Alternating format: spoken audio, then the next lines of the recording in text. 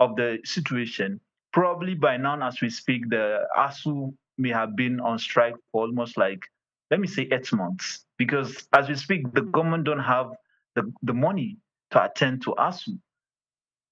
So and the student don't know who to blame. Is either ASU not being meeting up with the negotiation terms, or it is the federal government.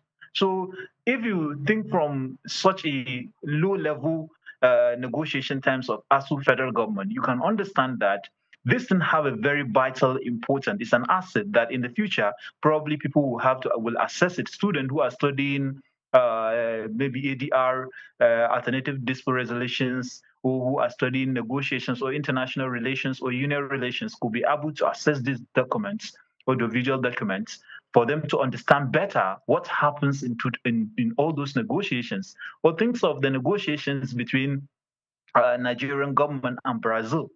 You can think that, okay, how can we understand better what have been negotiated? Because it's not everybody that understand document. Like, it's not everybody that have time to read almost like 10,000 pages of legal documents.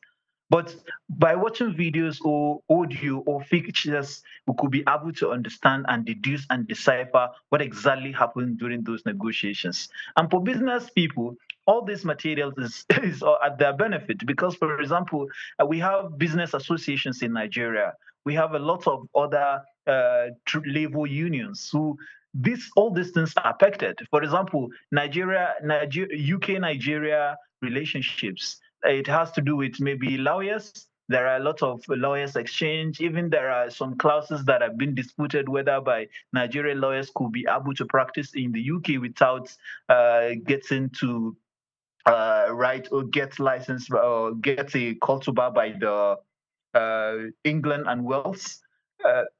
And England and UK people can be able to come to Nigeria and practice without needing to go to pass through the Nigerian bar. So even all this Nigerian Bar Association could be able to say, okay, we need to see what happened during this negotiation. It's very hard for us to understand the document, but if you can see the one-on-one negotiation recordings or the back channel recordings or whatever happened, it could be good. And again, like photographs, as we speak, for example, we have a lot of photographers that are documenting a lot of back channel negotiations because different negotiators are going to different countries in order to. Okay. So Mr. Ahmad, yeah. One of the things that we try to always highlight in Africa is we know that we've got a long way to go, right? And when we're talking trade, we and I understand that most of the trade happen like literally under the lower level. Simple trades, not necessarily country to country. We understand those ones.